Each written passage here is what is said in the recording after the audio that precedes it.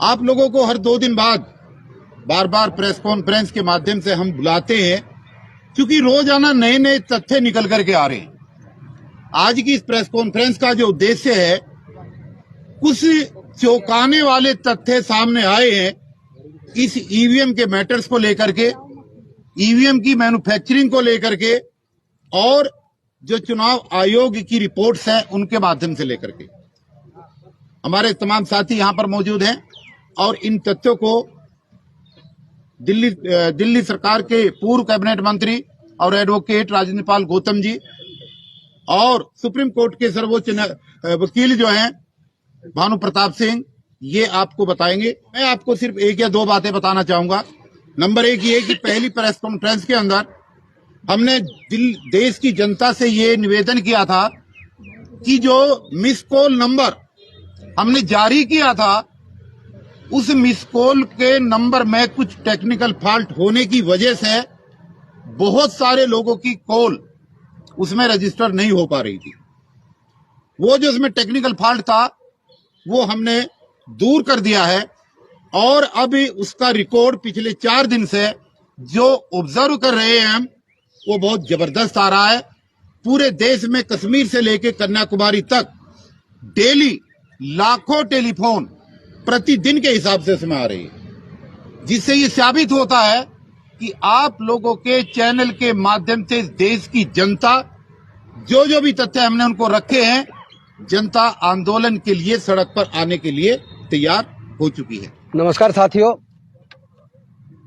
सबसे पहले तो मैं जननायक कर्पूरी ठाकुर जी को भारत रत्न दिया गया, उसके लिए मैं सभी देशवासियों को बधाई देता हूं और साथ ही साथ बहुजन नायक मान्यवर कांशीराम साहब को भी भारत रत्न दिया जाए, इसकी मांग करता हूं। और जो आने वाली 31 जनवरी को बामसेफ के माध्यम से इलेक्शन कमीशन ऑफ इंडिया का जो घेराव हो रहा है, उस घेराव का हम समर्थन करते हैं और हम सारे साथी पूरी ताकत के साथ उसमें शामिल होंगे। कार्यकर्ताओं सहित पूरे देश के लोगों से आह्वान करते हैं कि 31 जनवरी को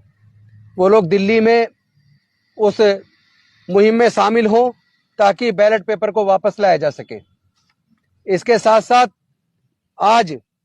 कुछ ऐसे तथ्य हैं जो हमारे सामने आए हैं, जो हमने बारीकी से अध्ययन किया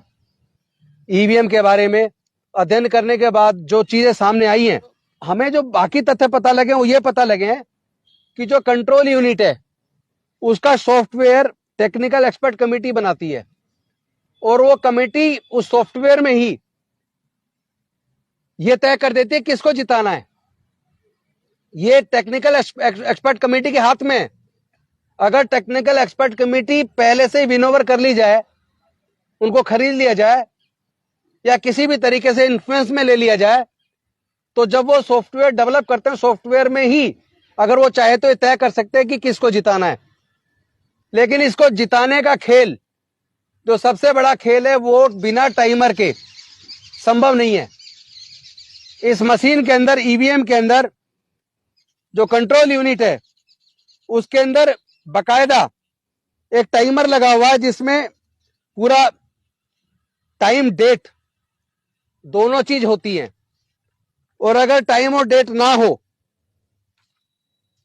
तो वो गड़बड़ करना मुश्किल है। मैंने इसको बड़े बारीकी से पढ़ा है और उसके आधार पर मैं आपको बता रहा हूं, कैलकुलेटर का काम करते तो इसमें टाइमर की जरूरत क्या है। क्योंकि जब वोट पड़ता है तो बकायदा किस वक्त वोट चालू हुआ पड़ना, कब वोट पड़ना खत्म हुआ, टोटल कितना वोट हुआ, उसका बकायदा पेपर पे भी मैनुअल तरीके से उसको मेंटेन किया जाता है। तो उस मशीन के अंदर टाइमर की आखिर जरूरत क्या है, उसमें क्लॉक की जरूरत क्या है। और वो ऐसा टाइमर है जिसको वोटर नहीं देखता, वो इलेक्शन कमीशन के अधिकारी जिसके हाथ में कंट्रोल यूनिट होती है, केवल वो देखता है। क्योंकि जो वोटर है वो तो सीधा जाके, जो कीबोर्ड है, जो बैलेट यूनिट है, वो तो जाके सिर्फ वहां बटन दबाता है। और बैलेट यूनिट में कोई नंबर नहीं होता, उसके अंदर ABCD होते हैं। और अगर कैंडिडेट जेड से ज्यादा नंबर तक खड़े हो जाएं तो इलेक्शन कमीशन ऑफ इंडिया ने ऐसे कर रखा, चूंकि फिर गड़बड़ी नहीं हो सकती, इसलिए फिर वो 2 मशीनें लगाने से भी काम नहीं चलेगा। उसके बाद वो क्या करते हैं कि बैलेट से चुनाव होगा, यानी जो लेटर है इंग्लिश के A से Z तक, अगर उस लेटर से ज्यादा संख्या में चुनाव लड़ने वाले उम्मीदवार अगर आ गए तो इलेक्शन कमीशन ऑफ इंडिया की गाइडलाइन के हिसाब से चुनाव फिर ईवीएम से नहीं होता, बैलेट से चुनाव होता है। तो सारा खेल ही है, क्योंकि वो जो बैलेट यूनिट है वो उसमें केवल ए से जेड तक के नंबर के जितने कैंडिडेट खड़े हैं वो नंबर डलता है, 1 2 3, एक दबाया तो वो कंट्रोल यूनिट को इंफॉर्मेशन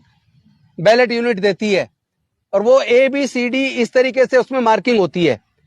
तो वो ए दबाया तो ए का सूचना उसको देगा कंट्रोल यूनिट को और कंट्रोल यूनिट में वो दर्ज हो जाएगा।